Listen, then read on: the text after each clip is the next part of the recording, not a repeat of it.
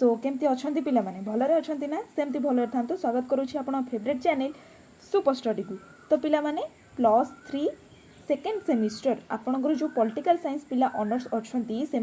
आम core paper 3 रो पिला माने unit-2 आ कोर पेपर 4 रो unit-2 जाए कंप्लीट कर देथिले। आज देखिबा कोर पेपर 3 रो unit-3 को। ठीक अच्छे जोटि कि आपणकर अच्छी कौन ना फेमिनिज्म अच्छी, पोस्ट मॉडर्निज्म अच्छी, ग्रीन पॉलिटिकल थ्योरी अच्छी, आउ कौन ना मल्टीकल्चरलिज्म अच्छी। आज पिला माने ए जो फेमिनिज्म टाकू नारीवाद टाकू आम संपूर्ण रूप से देखीदबा। ठीक अच्छे चलो देखा कौन देछि आमर नारीवाद रे।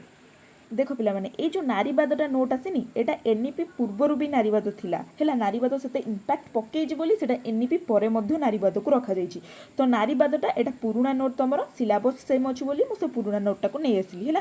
तो एठी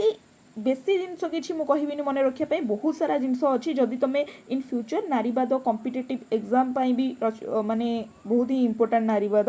तो ये पीरियडटा को रखी जो कि नारीवाद टोटाली A to Z जाए कंप्लीट होइछे। जो मुझे कहबी तुम से केवल नारीवाद रे मन रखिबार अछि। ठीक अच्छे तो चलतु नारीवाद को देखा कौन देछि कि नारीवाद हेउछि नारी मुक्ति, नारी अधिकार, नारी सपक्ष रे एक जुक्तिवादी तत्व और गणचेतना। नारीवाद कौन ना नारीवाद होछि नारी मानक मुक्ति करबा, नारी माने केमिति अधिकार तांकर पाइबे, नारी को पॉजिटिव वे माने नारी मानक सपक्ष रे से जुक्ति करे आ गणमाध्यम को एवं गण जनसाधारण को गोटे चेतना दे थाई। यह मानविक अधिकार आंदोलन जदि पचारे नारीवाद की आंदोलन ताले कौन हम ना मानविक अधिकार आंदोलन गोटे अंशविशेष। यह पितृतांत्रिक को विरोध करे। नारीवाद विश्वास करे जे नारी माने पुरुष मानक परि समान एवं पुरुष मानक परि सेमानकर मध्य समान स्वाधीनता और अधिकार रहिछि। नारी मानक उपरे हेउथिबा शारीरिक, मानसिक, सांस्कृतिक, अर्थनैतिक, राजनीतिक अत्याचार और शोषण विरुद्ध रे यह एक संग्राम। आठारू भल डेफिनेशन पिला माने तमे कोठी मिलिबनी।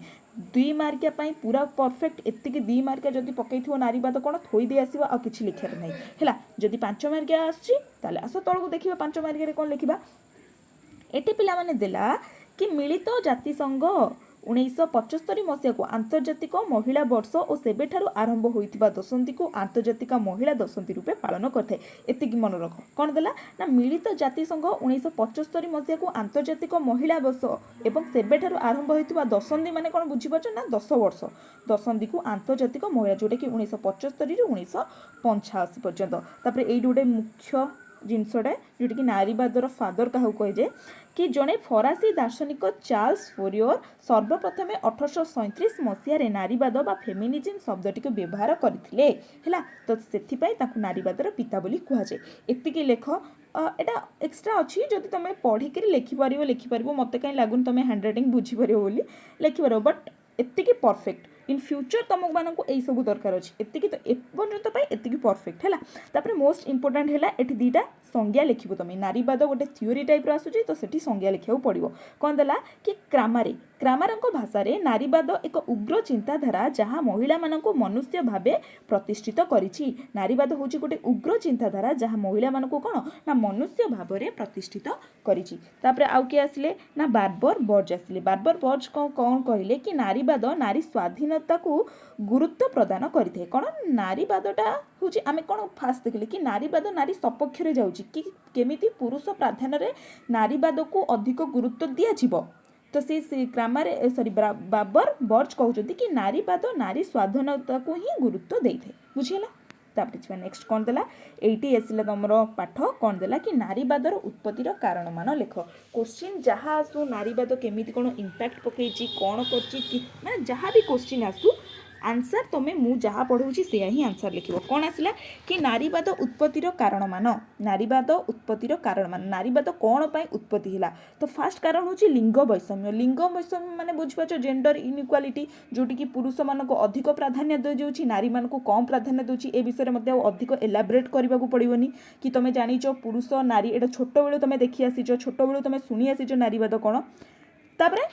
नेक्स्ट आसला पितृ शासन व्यवस्था बा पितृकैंद्रिक समाज जहाँ लिंग वैषम्यतार तुम जहाँ सब पॉइंट रख पितृ शासन से कारण माने आजिका डेट रे तो हुए तो नारी मान को अधिक दि जाऊँगी बट कौन सी गोटे गोटे जगार ना नारी मान को सेतिकी प्राधान्य दि जाऊनी जेतिकी पुरुष मान को दि जाऊँगी है। सामाजिक परंपरा कौन पिला माने जोठी आमे नारी मानक सदाबेले कहूचे कि से माने पाठ पढ़ा ठारू दूरे रुहतु घर करणा काम करिथांतु से माने पिला छुआ तांको स्वामीर कौन सेवा जत्न करती जोटी कि पुरुष मानक ये जिनस आम कहूनी तो सहीटा कहूँ समाज रे जो परंपरा रही सेटा हूँ मुख्य कारण कि नारीवाद उत्पत्ति हबार ठीक अच्छे तापर ये देख ये पिला माने नारीवादर सपक्ष चुक्ति देछि तमें चाहिए आपको पढ़ी पार मत कहीं लगुनि एत इम्पोर्टाट जदि हाँ यहीटा इम्पोर्टाट हो पार नारीवादर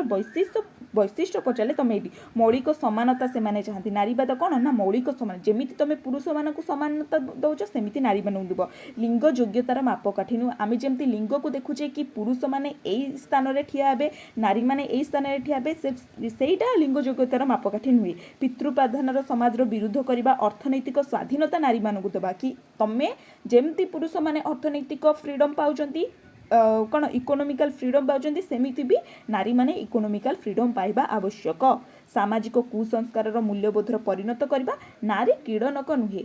एटा बुझी पाछ ना बढ़िया इंपोर्टेंट पॉइंट एटा भी मोस्टली तमे जदी फीचर्स पचारिबो कि नारीवादर वैशिष्ट्य कौन ताले एतिकी लिखिबो हला कौन ना जो नारी माने क्रीडनक नुहति माने क्रीडनक बुझिबा जो खेलना नारी गोटे खेलना नुहे नारी गोटे जननी नारी गोटे माँ नारी ममता तो नारी को आमे गोटे माने कौन खेलिबा जिनस सहित तुलना करवा कदापि ठीक नुहे ठीक अच्छे तो चलो नारीर विपक्ष चुक्ति एटा एत इम्पोर्टेंट नहीं फिर भी देखी दे था तुम आगे देखी था ये पिला माने आसिला किछिटा बुक्स ये बुक्सटा सर्ट क्वेश्चन निहाती आसपार मेरी वेलस्टन क्राफ्ट लिखिथिले कौन ए भेंडिकेशन ऑफ द वुमेन केबे लिखिथिले ना 1792 मसीह लिखिथिले कौन लिखिथिले ना मेरी वेलस्टन क्राफ्ट लिखिथिले 1792 रे ए भेंडिकेशन ऑफ द वुमेन नारी अधिकार प्रतिपादन यहाँ इंग्लिश रे मन रख ओडिया रे मन रखिबनी हला कारण बुक्सटा सब बेले इंग्लिश रे मन रखिबो तापरे साइमन दे व्यूवर लिखिथिले 1949 मसीह द सेकेंड सेक्स के लिखिथिले साइमन दे वेबर एटा माने बहुत सर्च करके सब लिखाई जे लगी ये सब मन रख जो 5-6टा बुक अच्छी एटा मन रख सर्ट क्वेश्चन पे इन फ्यूचर भी बहुत आवश्यक अच्छी तापरे बेट्री फाइडन लिखिथिले 1963 मसीह द फेमिनार माइस्ट्रिक के लिखिथिले बेट्री फ्राइडन तापरे जेस मिल लिखिथिले 1869 मसीह कौन ना द सब्जुकेशन ऑफ वुमेन तापरे आसिला जो जुडिस बटलर लिखिथिले 1999 मसीह जेंडर ट्रबुल हाँ आउ गोटे मोस्ट इम्पोर्टेंट जोटा कि पछरे आड करी सेक्सुअल पॉलिटिक्स जोड़ा लिखिथिले 1970 मसीह के रिटेन बाय केट मिलेट क्या सेक्सुअल पॉलिटिक्स के लिखिथिले ना केट मिलेट तापरे नेक्स्ट कौन देला कि नारीवादर विभिन्न पर्याय नारीवाद रहा तार केतेटा पर्याय अच्छी कौन कौन से पर्याय को आम देखा फास्ट है कि उदारवादी नारीवाद एमती पढ़ो तुम ये भी इम्पोर्टाट अच्छी है उदार नारीवाद कौन ना प्रारंभ में नारीवादर रूपरेख उदारवादी चिंताधारार प्रतिफलक होउथिला नारीवादर प्रथम आंदोलन आंशिक उदारवादर चिंताधारा बहन करुथिबा बेले एहार द्वितीय आंदोलन उदारवादी चिंताधारार बहुल भाव परिलिखित होइथिला बेट्री फाइडन एही तत्वर प्रवक्ता थिले तो उदारवाद नारीवादर प्रवक्ता किए थिले ना बेट्री फाइडन जॉन स्टुआर्ट मिल और हैरियट टयलर तांकर पुस्तक द सब्जुकेशन ऑफ वुमेन रे नारी मानक पुरुष मानक सह समान अधिकार और स्वतंत्र प्रदान करने को जुक्ति बाढ़ी बेट्री फाइडन तांको पुस्तक द फेमिनिस्ट माइस्ट्रिक रे पत्नी और माँ भावे महिला माने खुशी थिबा चिंताधारा को खंडन करिसेंती तो इटा मोस्ट इम्पोर्टाट तुम टिके मन रखिबो तार समाजवादी नारीवाद कौन कला कि उदारवाद नारीवाद को विरोध करी 20 शताब्दीर शेषार्धरे समाजवादी नारीवादर प्रसार लाभ करथिला Robert Owen Henri Saint Simon Charles Fourier मतरे समाज रे नारी जाति दुईटी क्षेत्र में निर्यातित होइथांती सेमाने केवल राजनीति और अर्थनीति क्षेत्र में निर्यातित नुहे बरं सेमाने परिवार स्वामी और पुरुष मानक ठारू मध्ये निर्यातित होइथांती किए कहिथिले ना चार्ल्स फ्यूरेंक मतरे है तापरे उग्र नारीवाद आसला उग्र नारीवाद केबे ठारू कहते ना 1960 रु 1970 मसीह मध्य होइथुवा जो नारीवादर नूतन रूप सृष्टि होइतला ताहाको आमे उग्र नारीवाद बोली कहिताउ ए नारीवाद कौन होइतला ना मिलेट को मतरे पुरुष प्रधान समाज को पुरुष मानक गुरुत्व ह्रास करबा पई एक जौन विप्लवर कौन आह्वान होइथिला कोडा ना उग्र नारीवाद बुझेला तापर आसवा नारीवादर तरंग सब माने केतेटा पर्याय वेव्स अच्छी तरंग एटा पर्याय तो कहि परिबानी एटा तरंग आमे कहबा हला केतेटा तरंग अच्छी एमती क्वेश्चन आसो कि नारीवादर तरंग को वर्णना कर तो प्रथम तरंग बा फास्ट वेव पिला माने केबे हेतिला ना 1840 रु 1920 मध्य होइतिला एथिरे नारी मतामत नारी समानता उपरे गुरुत्व दिया जाइतिला फलस्वरूप अमेरिकार 1920 मसीह 19तम संविधान संशोधन में महिला माने भोट देवार अधिकार एवं इंग्लैंड रे 30 वर्ष बयस महिला मानक भोट देवार अधिकार मिलता बुझला पूरा कॉन्सेप्ट लिखाई आराम से मन रही तुम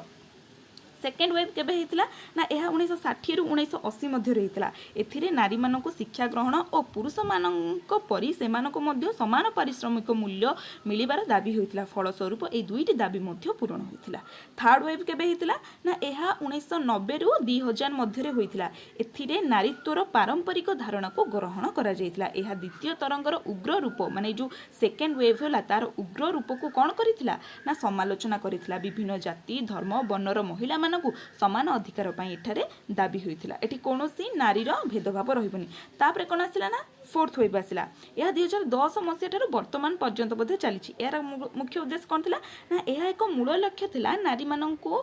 यौन निर्यातना रास्ता घाट रे हैरान करिबा कार्यस्थल रे हैरान ठारू नारी मानकु सुरक्षित रखिबा हैला चारिटा वेब बहुत कॉन्सेप्ट वाइज तुम लिखाई बहुत कष्ट सब नोट होती